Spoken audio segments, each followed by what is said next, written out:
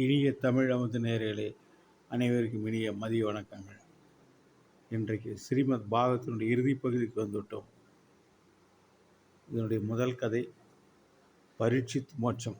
பரீட்சித் மன்னனே, மிக புனிதமான இந்த பாகவத்தை ஸ்ரீமத் நாராயணர் பிரம்மதேவருக்கு கூறினார். பிரம்மதேவர் நாரதருக்கு கூறினார். நாரதர் வியாசருக்கு கூறினார். வியாசர் எனக்கு கூறினார். நான் உனக்கு கூறினேன். இனிமேல் சூத முனிவர் நைமிசாரண்யத்தில் மகரிஷிகளுக்கு கூறுவார். பரீட்சித், நீர் பகவானுடைய தியானத்தில் ஈடுபட்டிருந்தால் தச்சகன் கடிப்பதனாயிருக்கும்படி உணராமல் இருக்கலாம் என்றார். பரீட்சித் சுகமுனிவருடைய பாதங்களில் வீழ்ந்து வணங்கினார். என் மனம் தங்களது அமிர்தமயமான வாக்குகளால் பிரம்ம அனுபவத்தில் நினைத்திருக்கிறது.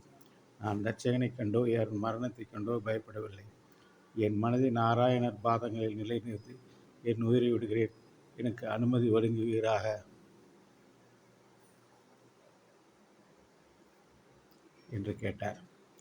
அவ்வாறே அனுகரித்துவிட்டு மற்ற சன்னியாசிகளுடன் வெளியேறினார் சுகர்.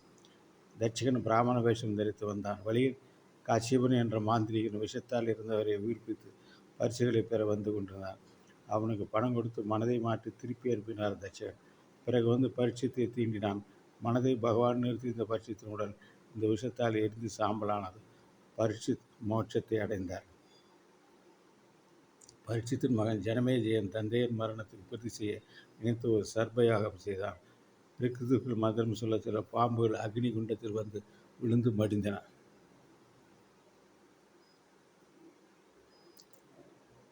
ஆனால் முக்கியமான தட்சகன் இன்னும் வந்து விழாதைக் கண்டு ரிக்குவிலும் காரணம் கேட்டார் ஜனமேஜயன்.